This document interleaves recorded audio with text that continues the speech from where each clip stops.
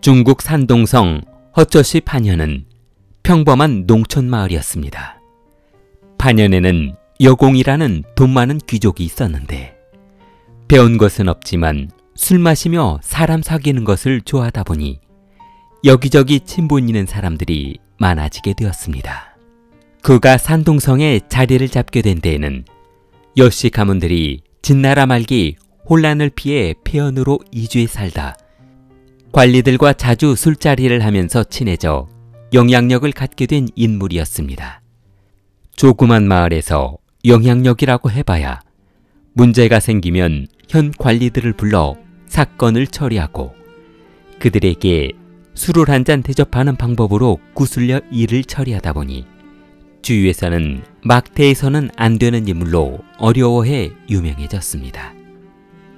당시 여공에게는 여치라는 딸이 하나 있었는데 그 딸을 얼마나 애지중지 키우던지 마치 딸 대하기를 공주 대하듯 했습니다.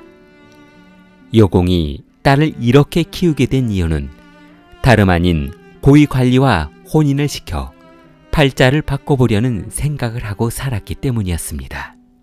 현 관리들과 친분이 많았던 그는 어디를 가던 사윗감으로 적당한 관리가 있는지 눈여겨보고 있었는데 그러던 어느 날 딸아이의 팔자가 너무 답답해 참을 수 없었던 그는 점쟁이를 찾아가 딸이 어떤 남자를 만나야 가문이 일어설 수 있냐며 물었습니다.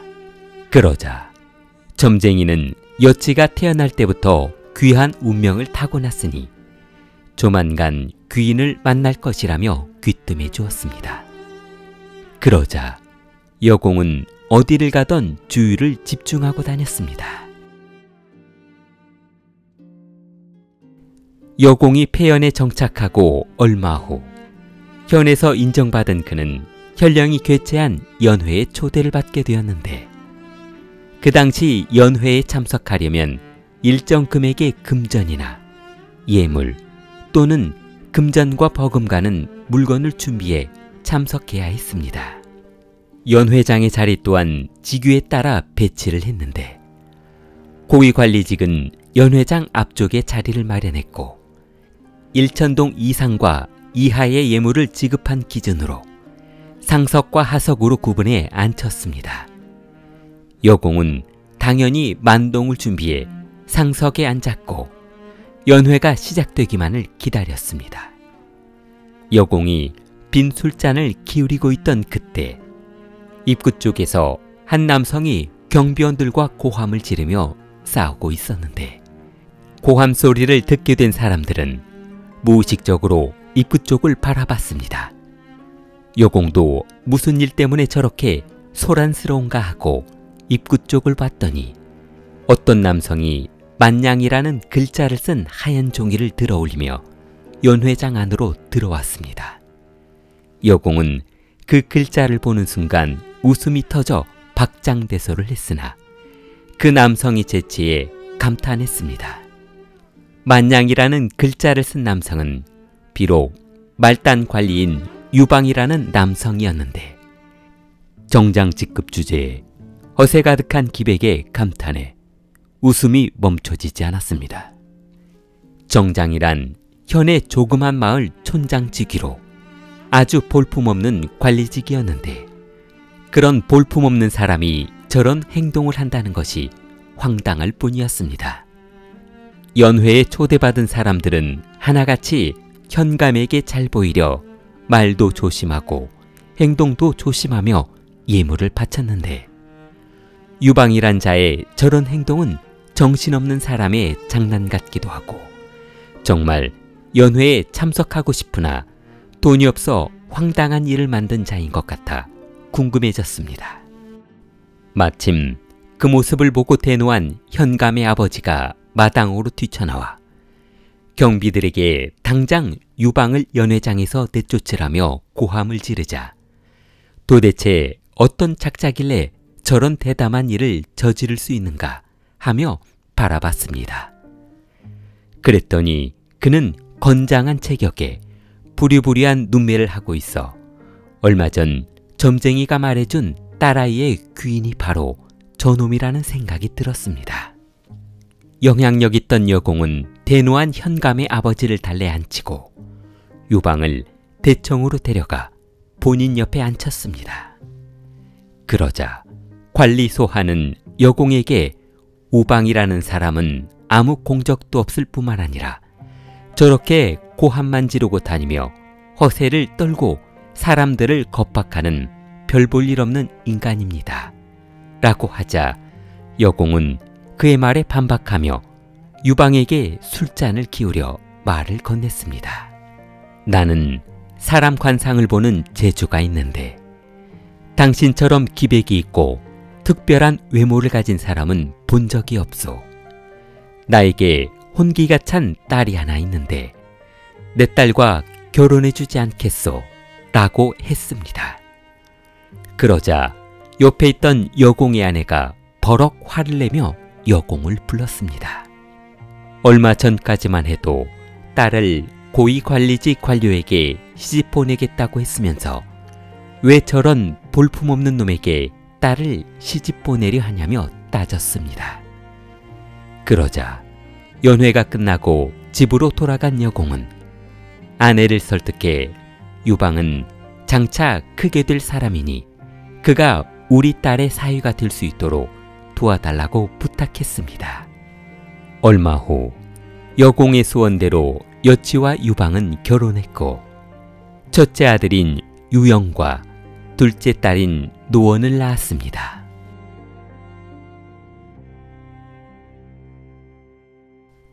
아버지의 바람대로 유방과 결혼한 여치는 생각과 전혀 다른 신혼생활에 고통스러운 나날을 보내야 했습니다. 귀족 집안의 딸로 태어나 교육도 많이 받고 덕망이는 여성으로 여러 곳에서 며느리를 삼고 싶어 했으나 아버지의 강요로 유방과 혼인하게 되었는데 남편이라는 유방은 박봉에 생활비도 주지 않고 친구들과 어울려 다니며 술 마시고 기집질을 일삼았습니다. 며칠씩 집에 안 들어오는 일도 허다하다 보니 아내와 잠자리를 자주 하지 않아 여치는 불만이 많았습니다. 유방이 촌장으로 지내던 어느 날 집에 농사를 해야 할 일이 많아 어쩔 수 없이 휴가를 신청해 농사일을 시작했습니다.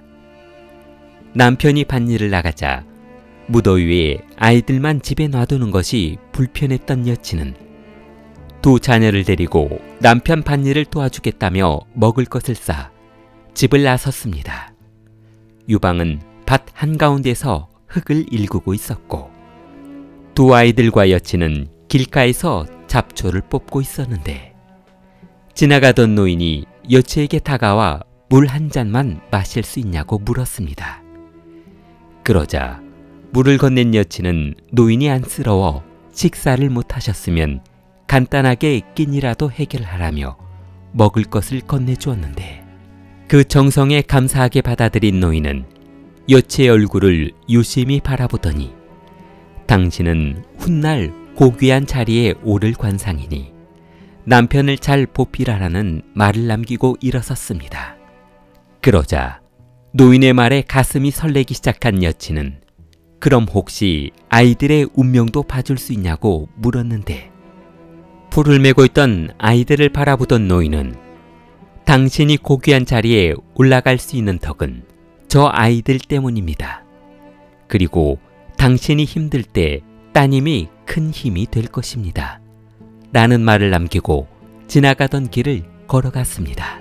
그때 밭 한가운데서 일하고 있던 유방은 아내가 누군가와 진지한 이야기를 나누고 있는 모습을 보고 걱정이 돼서 돌아와 무슨 일이 있냐며 물었습니다. 그러자 여친은 조금 전 노인이 들려준 아이들과 자신의 미래 이야기를 하자 노인이 걸어간 방향으로 달려가 그를 붙잡았습니다. 노인을 따라잡은 유방은 조금 전 아내에게 아이들의 운명에 대해 들었는데 자신의 운명에 대해서도 알려달라며 부탁했습니다. 그러자 노인은 자녀들의 미래 운명이 좋은 이유는 바로 당신이 성공하기 때문이요 라는 말을 남기고 숲속으로 사라져버렸습니다. 유방은 사라진 노인을 향해 만약 내가 당신 말대로 성공한다면 훗날 당신을 찾아내 꼭 후사하겠소 라며 감사하다는 소리를 질렀습니다.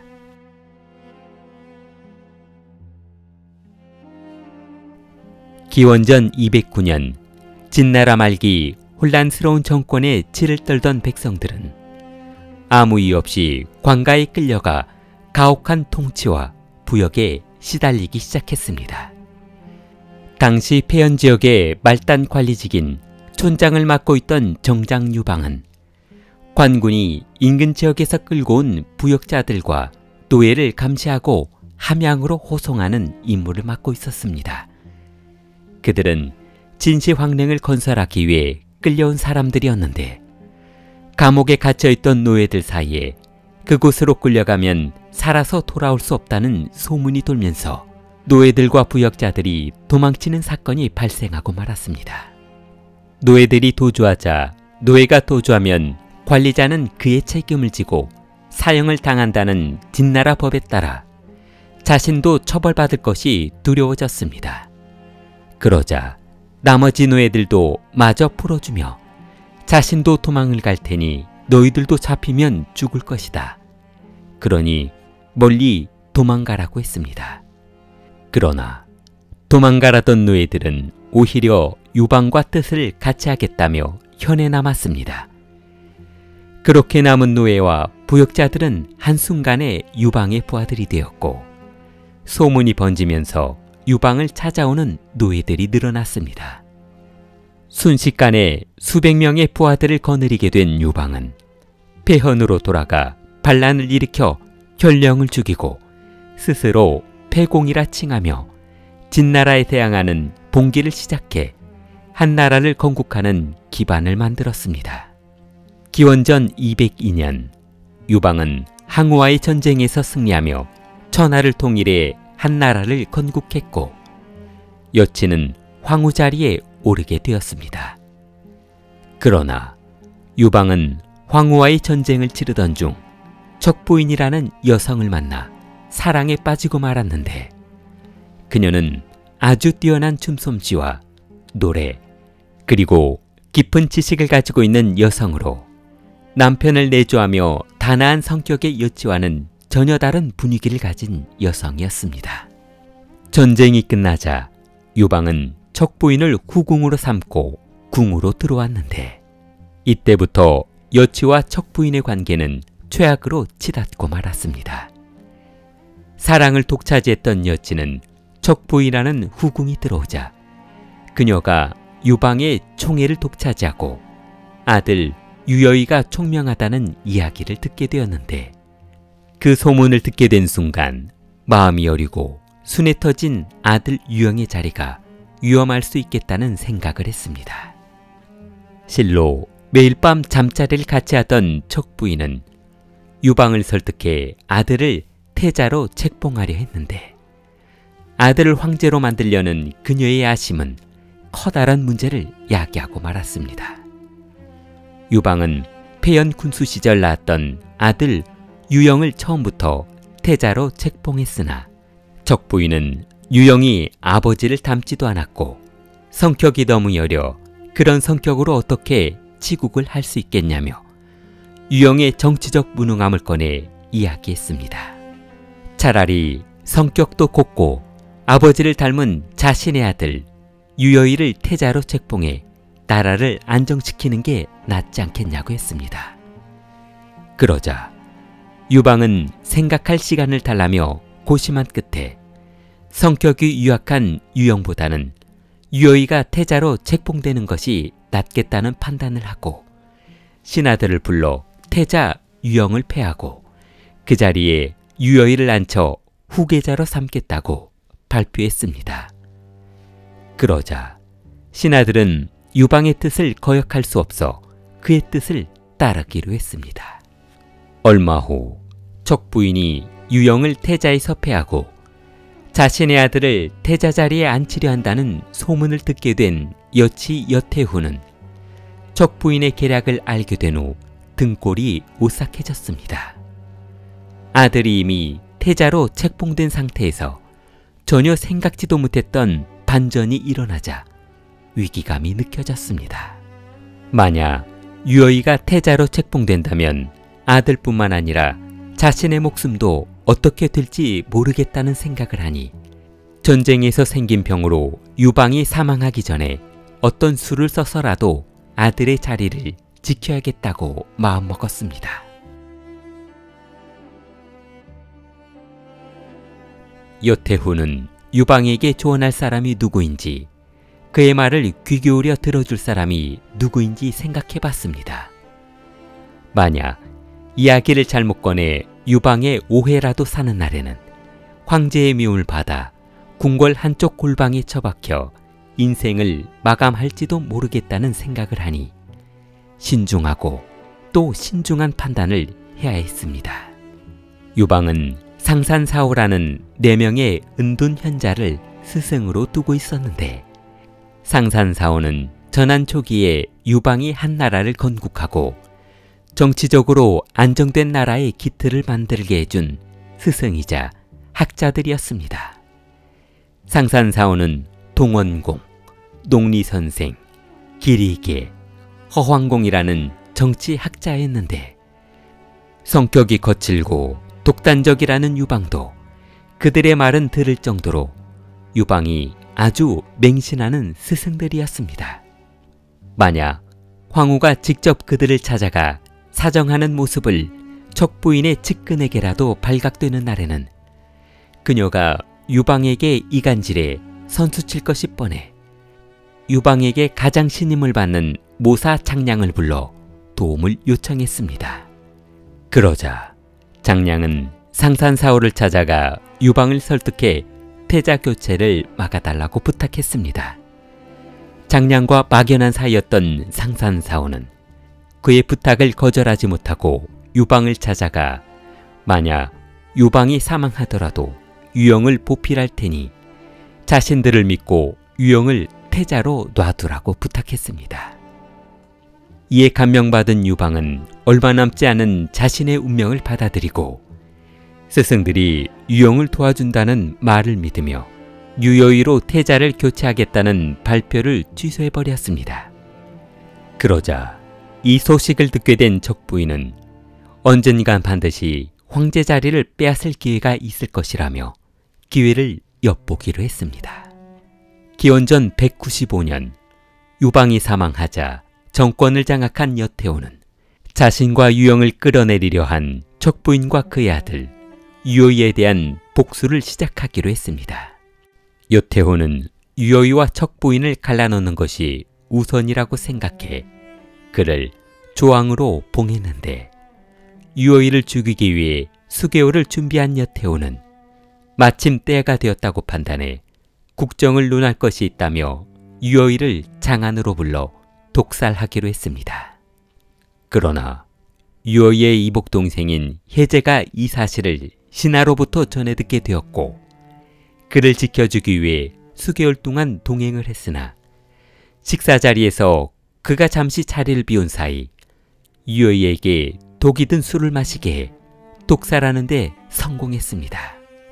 유여이를 독살하는 데 성공한 여태오는 혼자 남은 척부인을 살해하기 위해 계획을 세웠는데, 여태오는 유영을 태자에서 끌어내려 자신과 아들을 살해하려 한 그녀를 평범하게 죽인다면 분이 풀리지 않을 것이라며 가장 충격적이고 잔인한 방법이 무엇인지 생각해봤습니다.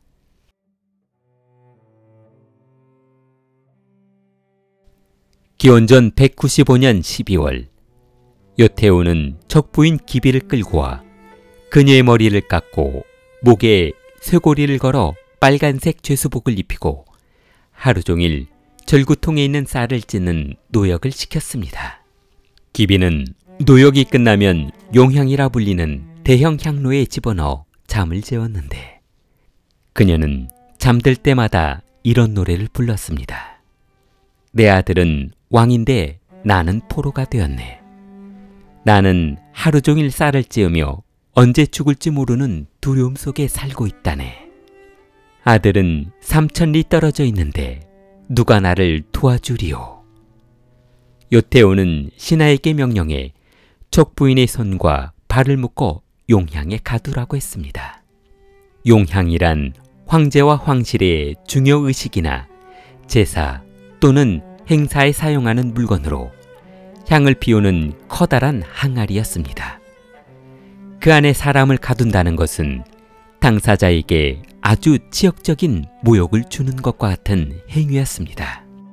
척부인은 죽기 전까지 항아리에 갇혀 몇 날 며칠을 실성한 사람처럼 노래를 흥얼거리며 불렀는데, 내 아들은 왕이 될 사람이었는데 나는 노비가 되었네.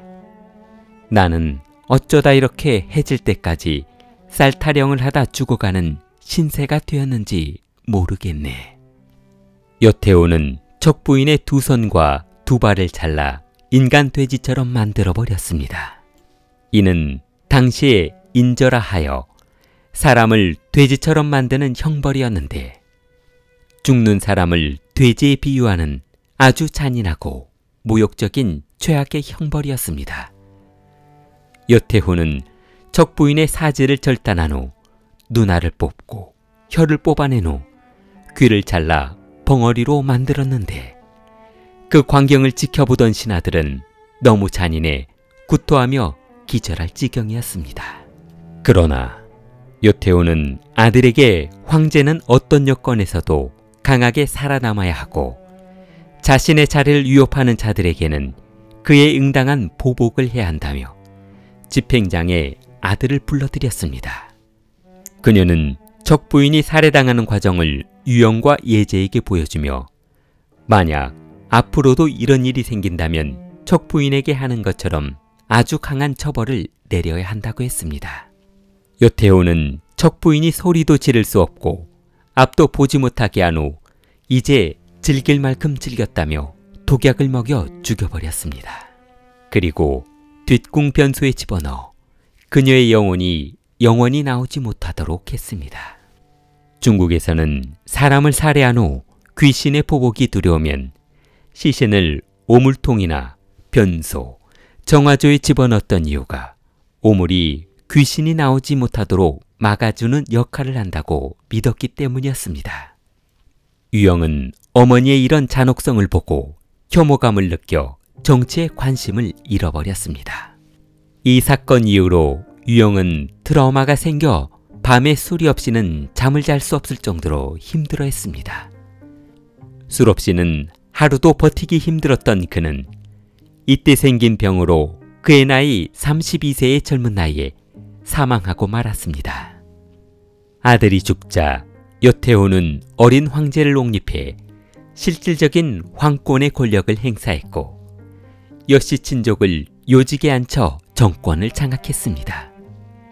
그녀는 유여 이외에도 훗날 문제가 될 만한 유방의 다른 아들들을 숙청해 황제 자리를 넘볼 수 없도록 씨를 말려버렸습니다. 이런 요태후의 집권은 한나라의 민심을 흔들어 놓았고 그녀의 독재는 정치적 균형을 잃어 이곳저곳에서 반감을 사는 일로 번지고 말았습니다.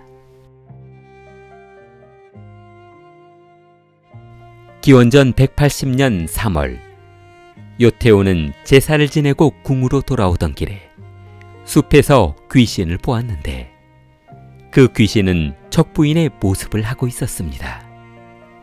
너무 놀란 그녀는 재빨리 몸을 숨겼으나 그날의 기억은 쉽사리 지워지지 않았습니다. 사건이 있은 후 잠자리에 들 때면 척부인의 원혼이 나타나 불면증에 시달렸는데 얼마 후 요태오는 궁에서 나와 행차하던 중 검은색 개가 뛰쳐나와 그녀의 겨드랑이를 물어뜯고 도망가 건강이 악화되었습니다. 7월에는 병이 악화되어 생사를 오가는 고통에 시달렸고 병을 치료한다는 약이란 약은 다 먹어보았지만 그녀의 중증을 치료할 만한 방법은 나타나지 않았습니다. 주위에서는 죽은 척부인의 귀신이 검은색 개로 변해 요태후에게 복수한 것이라는 소문이 돌기 시작했습니다. 요태후가 제사를 지내고 돌아오는 길에 개에게 물렸다는 이야기는 고서인 사기와 한서에 기록된 내용으로 이 사건 이후 여태우의 죽음과 여씨 가족이 몰락하는 징조가 보이기 시작했습니다. 기원전 180년 8월 1일, 여태우가 60세의 나이에 병환으로 사망하고 유방과 함께 창릉에 묻혔는데, 그녀의 죽음으로 한나라의 정치는 큰 변환점을 맞게 되었습니다. 주발과 진평이 여씨 일가족을 제거하기 위한 음모를 꾸미면서 여씨 일가족을 숙청했습니다.